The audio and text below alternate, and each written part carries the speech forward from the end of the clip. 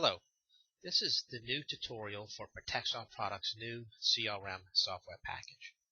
This is where we're going to put our lead protection in. It has a full contact manager, activity tracker, email responder. It's got to-do list, the whole shoot match. So this is our new system. We're going to enter all of our leads in this particular system now. This is the login screen. Notice that on the left-hand side of the screen, I've got my auto dialer hooked up. I'm already logged into the session right now through my Zopier phone, and right now it's ready to dial another extension. The reason why I have both screens open is because the new CRM package actually integrates with the auto dialer in order to be able to use a soft phone in order to dial calls directly from the contact manager. So just to get started, let's go through a little bit of workflow and exactly how the procedures are. I just did it in a nice little Word document here. First off, all leads start as a lead in the contact manager system. From a lead, as soon as you do a presentation, you convert that lead to a potential. And when you convert the lead to the potential, it creates three things automatically. It creates an account that is for the company. It'll house the website address, and all the company specific information, phone number, corporate phone number, all that good stuff. The potential is how you track your potential sales. That potential is linked to the account, and it's also linked to the contact. Now notice I have contact 1, contact 2, and contact 3 here.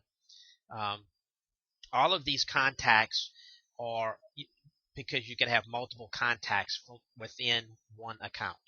So you may have 2 or 3 different buyers. You may be working at several different angles for one company. So they're all still under the same potential because it's that account or that company that is going to be our potential customer. So this is just kind of a layout to give you an example on exactly how it happens. Once you close the lead, it is then converted into, it stays an account within this system so that we can do follow-ups through email and stuff, but it also creates a web account to where you can place your orders, and I'll show you that just momentarily. So going back to the CRM, we're going to go ahead and log in. You log in your username, which is your 3-digit extension, with a password that will be provided for you. Once we sign in, you'll notice it brings you just straight to a home page. So just to step through all the procedures, most of what you're going to deal with is under the sales tab here. We'll go ahead and go to a lead. And of course, right now, there's no leads. So if I create a new lead, it'll be for Joe Donnelly. And we're just going to make up some information here. The company's going to be Alt Signs. And the title, he's the president. So whatever information that you have, we're going to put in a phone number, 985-123. Actually, we'll go ahead and just to show you, 893-3191. If I try to add this account as Joe Donnelly at Alternative Signs with 985-893-3191, and I click Save, I get a message, lead already exists. The reason for that is there's a lead protection in place, and that phone number, 985-893-3191, already exists for another potential lead. So you can't have, or another account that's already in the system, a potential, whatever status, it doesn't matter what status it's in, it's a protected lead. So we'll not let you add it. So I'm going to go ahead and just change that phone number because we're demonstrating here, and I'll just type in 863-2623. And I'll go ahead and save it. Well, we'll put in a URL just because, www.test.com, just so that we can track some information here. And I'll save that. So now that's just a basic lead. So I created a lead. We'll be importing these leads. These leads will interact with whatever campaigns that we're doing on our auto dialer, whether it be through a local match or whatever other campaign that we're working on that may be external from the a local match process. So now I have my lead information, and once I do a presentation for this lead, I want to convert it. So a lead is just an information to call. It's not necessarily that it's a lead that's already been called on. As soon as it's called on and you do a presentation, then you convert the lead to a potential. So everything's populated for you automatically. All you need to do is pick a date of when you should close this by, and we'll say by the 26th of next month. We estimate this to be a $3,000 sale, and that's just an estimate. We don't need to put anything there. And I'll go ahead and save it. So now as soon as I save that lead, it created, like I mentioned before, an account. So now we have an account for alternative signs. It also created a contact for Joe Donnelly that's related to account name alternative signs. So I'll go ahead and click on the contact, and it brings you to that contact. If I'm searching potentials, I can either click it from here or, of course, my bullet points up here. These are my active potentials. So I had one before, motorsports, that we were testing. I'll go into that potential, and whatever activities happen on that potential, you can track right here. So you can add a to-do, you can add an event if you talk to them, so you can add your presentation, and that's the details of that presentation are what give you the account protection. So we can say it was a call. If you did a meeting in person, you would select it as a meeting. We'll just say call. We'll call it a presentation. And the description is called Bob or Joe and spoke about Super Slick. So I'm just going to go ahead and save that event. So that's an event that already happened. So now if I'm on my potential, I can go down and I can see by date and time all of the events that happened for that particular activity. For that particular potential. So say that we closed them. We pitched them really good and we closed this particular account.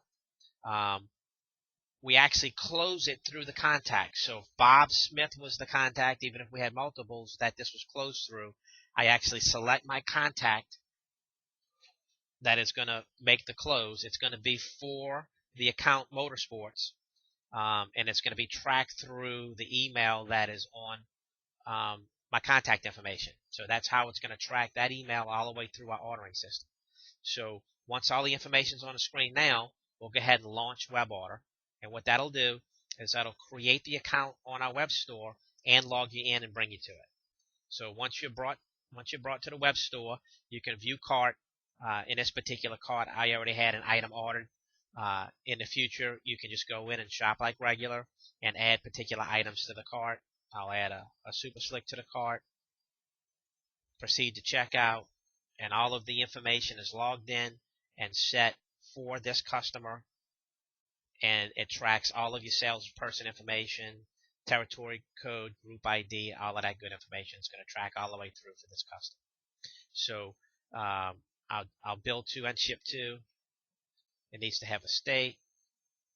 So any information that's not there, of course, it's going to prompt you for it.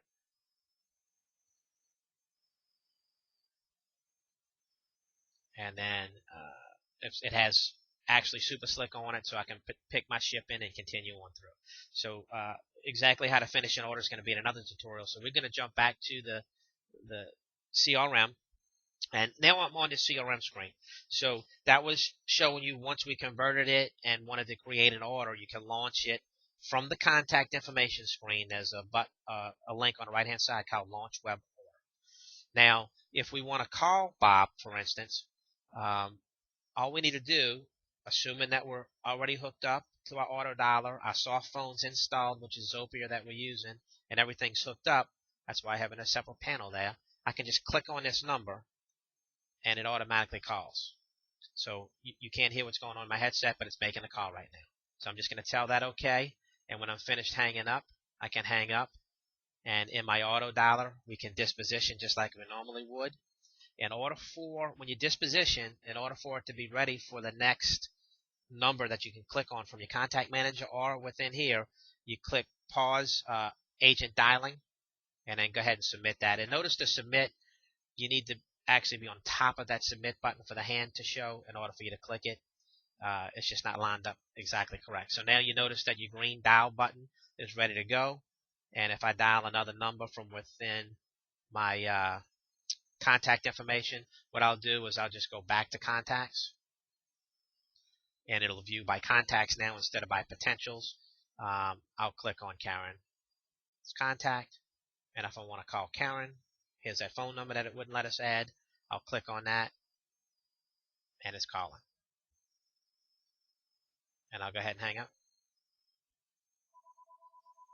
And then I'll tell it no answer. Pause again, submit, and I'm back to my auto dialer. So from the contact management screen, you can now, once your contact's in there, with a soft phone, dial directly. It'll go through our auto dial system and our pipe in order to connect the call, and everything should work pretty seamless. There's some other tools here. So say we want to email a template to Karen. So if I click on her email address because she asked for certain data, it brings up the email form. We could choose a template. They'll all be preset templates for you. Right now, we just have a test one out here, support notification.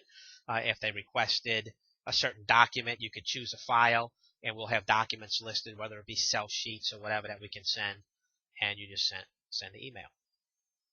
So that's that quick and that easy. You just click on it straight from the contact screen, and it'll send the information on out.